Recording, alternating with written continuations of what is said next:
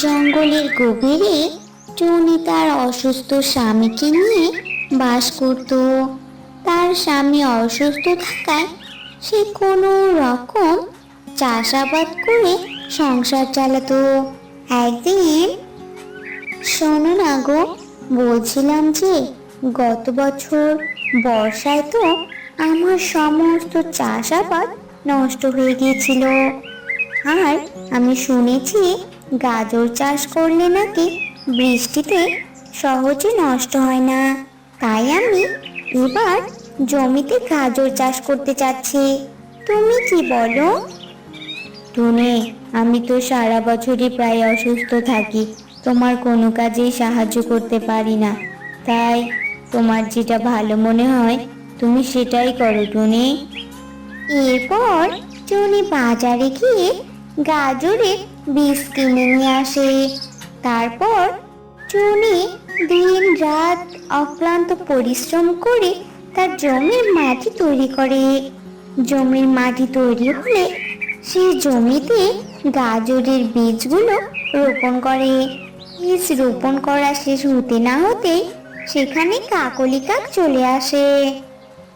কি রে টুনি, তুই এবার আবার কি চাষ করছিস শুনি? প্রতিবারই তো বর্ষায় তোর জমির চাষাবাদ নষ্ট হয়ে যায়, এবারও হবে জানিস তো?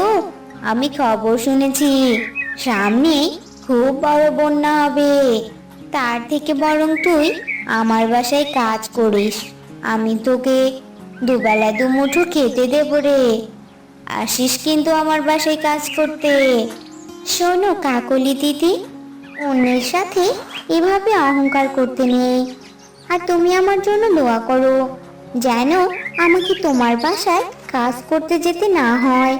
আল্লাহ যেন আমার দিকে মুখ তুলে তাকায়। এখন তুমি যাও তো এখান থেকে, আমাকে আমার কাজ করতে দাও। আর তুমিও তোমার কাজে মনোযোগী হও, অন্যের কাজের দিকে নজর দিও না, বুঝলে? টুনির এরকম কথা শুনে কাকলি মুখ ভেঙচিয়ে সেখান থেকে চলে যায়। টুনি প্রতিদিন সে জমির খুব যত্ন নেয়, প্রতিদিন জল দেয়, সার দেয়। এভাবে দেখতে দেখতে গাজরের চারাগুলো বড় হচ্ছিল। কিন্তু টুনির দুর্দশা নেমে এলো। হঠাৎ রাতে প্রখর বৃষ্টি শুরু হলো, আর সেই বৃষ্টিতে সারা বনে বন্যা হলো। টুনির গাজরের জমির সমস্ত গাজর নষ্ট হয়ে গেল। 7 দিন পর বন্যা কমে গেলে টুনি তার জমিতে এসে জমির এরকম অবস্থা দেখে সেখানে দাঁড়িয়ে প্রচন্ড কাঁদতে লাগলো। তখনই সেদিক দিয়ে যাচ্ছিল এক ছোট্ট পরী। টুনিকে কাঁদতে দেখে পরীটি টুনির সামনে চলে আসে। কি হয়েছে মিষ্টি পাখি, তুমি এভাবে কাঁদছো কেন? তুমি তুমি কে? আমি হলাম শান্তির পরী। আমি কারোর চোখের জল সহ্য করতে পারি না গো। আমি শুধু সবার সুখ আর শান্তি দেখতে চাই। এবার বলো তো, তোমার এত কিসের কষ্ট? কেন কাঁদছো তুমি?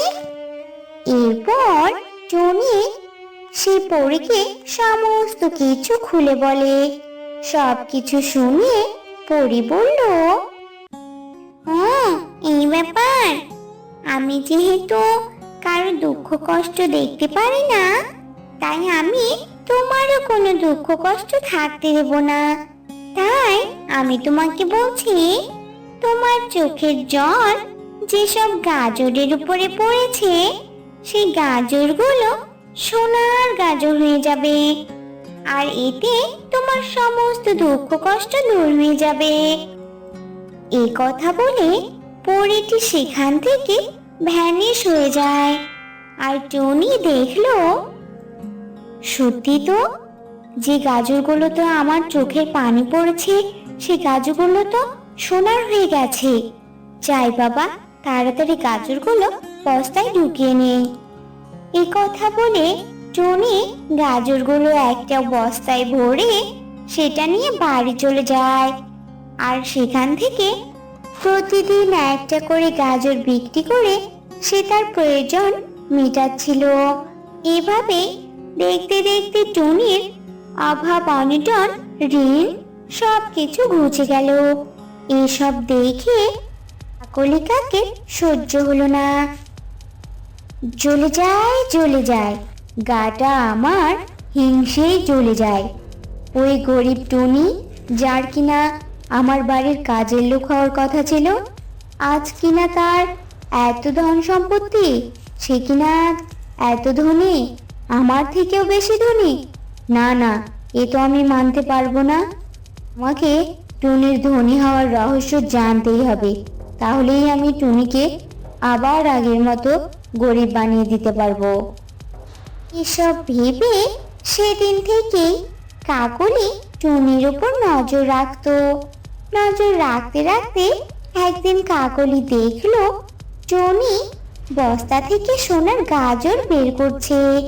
এটা দেখে কাকলি আনন্দে আত্মহারা হয়ে গেল। ইয়ে, আমি দেখতে পেরেছি, আমি জানতে পেরেছি, আমি বুঝতে পেরেছি টুনির ধনী হওয়ার পিছনে কি আছে। এবার টুনি, তোর সেই ধন আমি কিভাবে আত্মসাৎ করি তাই দেখ। এরপর একদিন কাকলি টুনির সেই সোনার গাজর চুরি করতে টুনির বাসায় গেল। সেদিন টুনি বাসায় ছিল না, তবে বাসায় ছিল টোনা। তাই কাকলি সোনার গাজর চুরি করতে পারছিল না বলে তার ভীষণ রাগ হচ্ছিল। রেগে গিয়ে সে টোনাকে বলল, এই টোনা, পড়ে পড়ে এভাবে যে থাকিস, তুই কি খবর রাখিস তোর বউ সারা জঙ্গলে কি করে বেড়াচ্ছে? আচ্ছা, তোর যে এত ঋণ ছিল, তোরা যে এত গরিব ছিলি, এসব ঋণপাতি অভাব কিভাবে ঘুচলো একবারে খবর রাখিস তুই? তোর টুনি এক ধনী পাখির সাথে বন্ধুত্ব করেছে, আর সেই পাখি এভাবে টাকা পয়সা দিচ্ছে, বুঝলি? তুমি চুপ করো কাকলি, টুনির সম্বন্ধে তুমি আর একটাও ভুলভাল কথা বলবে না। টুনি কখনো এসব করতে পারে না, চলে যাও এখান থেকে। এরপর কাকলি সেখান থেকে চলে যায়। এদিকে টোনা কাকলিকে তাড়িয়ে দিলেও টোনার মনে টুনি সম্বন্ধে সন্দেহ জমা ছিল। কিছুক্ষণ পরে টুনি বাড়ি ফিরে আসে। টুনিকে দেখে, টুনি, তুমি কোথায় গিয়েছিলে? আর আমাদের এসব ঋণপাতি দুঃখ দুর্দশা ঘুচলো কি করে, আমাকে বলো তো। তখন টুনি সেদিনের ঘটে যাওয়া সমস্ত ঘটনা টোনাকে খুলে বলল। সব শুনে, ও এই ব্যাপার, আর আমি অকারণেই তোমাকে সন্দেহ করছিলাম। কেন গো, কি হয়েছে আমাকে বলো। জানো, একটু আগে কাকলি এসেছিল, সে তোমার সম্বন্ধে অনেক বাজে কথা বলে গেছে।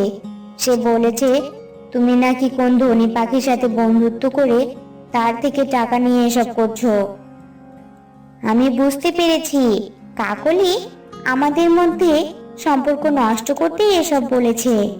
আর আমাদের এত উন্নতি কাকলি সহ্য হচ্ছে না। আমাদের উন্নতির উপরে কাকলির নজর পড়েছে গো, তাই আমাদেরকে আরো সতর্ক থাকতে হবে। এর কয়েকদিন পর কাকলি আবার টুনির বাসায় এলো। টুনি, ও টুনি, বাড়িতে আছো? একটু বাইরে আসবে গো। কাকলির ডাক শুনে টোনা ও টুনি দুজনেই বাইরে চলে এলো। ও টোনা, তুমিও এসেছো?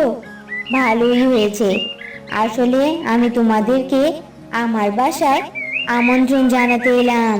তোমরা আমাকে ফেরত দিও না, তোমরা আমার বাসায় আজ সন্ধ্যায় চলে এসো।